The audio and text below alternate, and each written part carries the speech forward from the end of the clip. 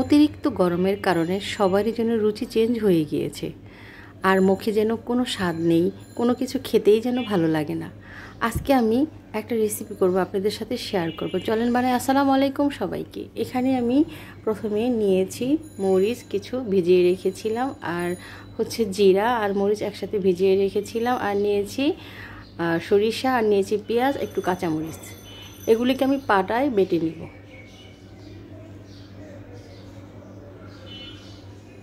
আর পাটায় বাটা মশলা দিয়ে কিন্তু যে কোনো মাছ রান্না করলে, তরকারি রান্না করলে, মাংস রান্না করলে কিন্তু খেতে অনেক মজা হয়।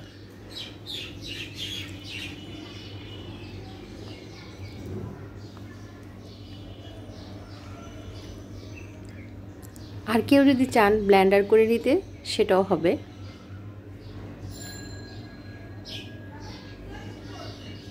আমি সবগুলো মশলা পাটাই বেটে নিচ্ছি।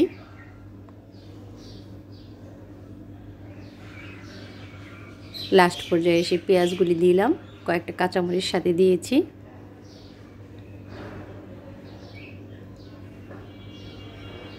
পাটায় বাটতে কষ্ট, কিন্তু খেতে কিন্তু অনেক মজা।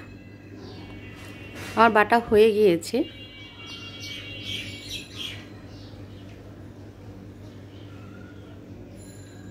আর এখানে আমি নিয়েছি একটু বড় সাইজের যে পুঁটি মাছ, সেই পুঁটি মাছটা। আর এখানে আমি 1 চামচ আদা রসুন বাটা দিলাম, হাফ চামচ হলুদের গুঁড়া, হাফ চামচের থেকে কম ধনিয়ার গুঁড়া, আর সরিষার তেল দিয়ে রান্না করব। তো আমি সরিষার তেলটা একবারে দিব না, আস্তে আস্তে দিব, 2-3 বারে দিব। তো এই মশলাটার সাথে আমি এই মাছগুলোকে হাতে ভালো করে মেখে নিব।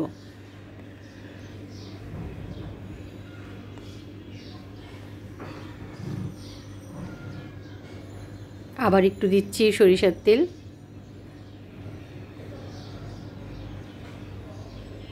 এভাবে করে মাছটা রান্না করলে কিন্তু অনেক মজা লাগে খেতে। আর বাটা মশলা হাতে মাখা সরিষার তেল মজাই থাকে আলাদা। গরম ভাতের সাথে খেতে অনেক মজা হয়। তো আমি লবণটা দিয়েছিলাম না, লবণটা পরিমাণ মতো লবণ দিয়ে দিলাম।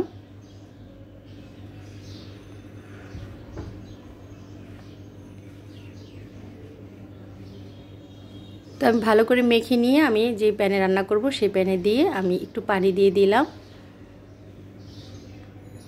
মাছটা কিন্তু আমার এটা চচ্চড়ি টাইপ হবে।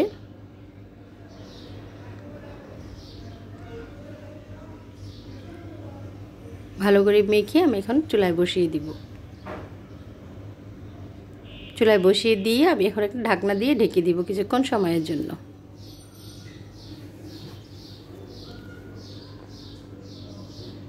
তো কিছুক্ষণ পরে আসছি, আবার ঢাকনাটা উঠিয়ে আবার একটু নেড়ে চেড়ে দিচ্ছি।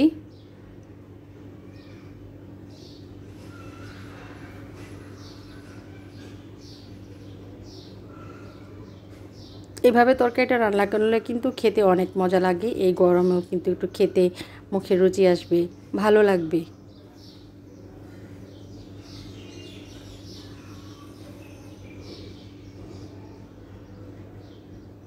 তো আবার ঢাকনা দিয়ে ঢেকে দিলাম।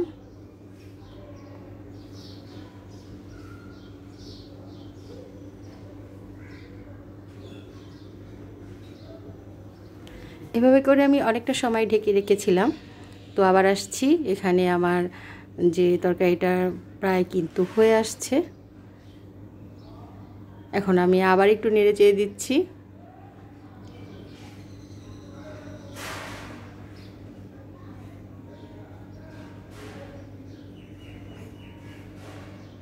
একটু ঝাঁকুনি দিয়ে দিলাম,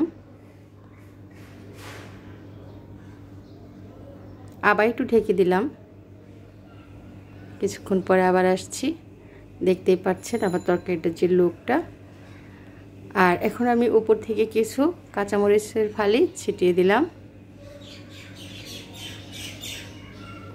আবার একটু নেড়ে চেড়ে দিচ্ছি। এভাবেই করেই কিন্তু তরকারিটা যদি রান্না করা যায়, তো 1 প্লেট ভাত অনায়াসে খাওয়া যায়। যদি কারো ভালো লাগে, একটা লাইক, একটা কমেন্ট করে আমার পাশে থাকবেন, একটা শেয়ার করে আমার পাশে থাকবেন। আর আমার রান্নাটা যদি ভালো লাগে, একবার হলে ট্রাই করে দেখবেন। তো আমার তরকারি একেবারে কিন্তু হয়ে গিয়েছে, দেখতেই পাচ্ছেন তেলটা উপরে ভেসে চলে আসছে।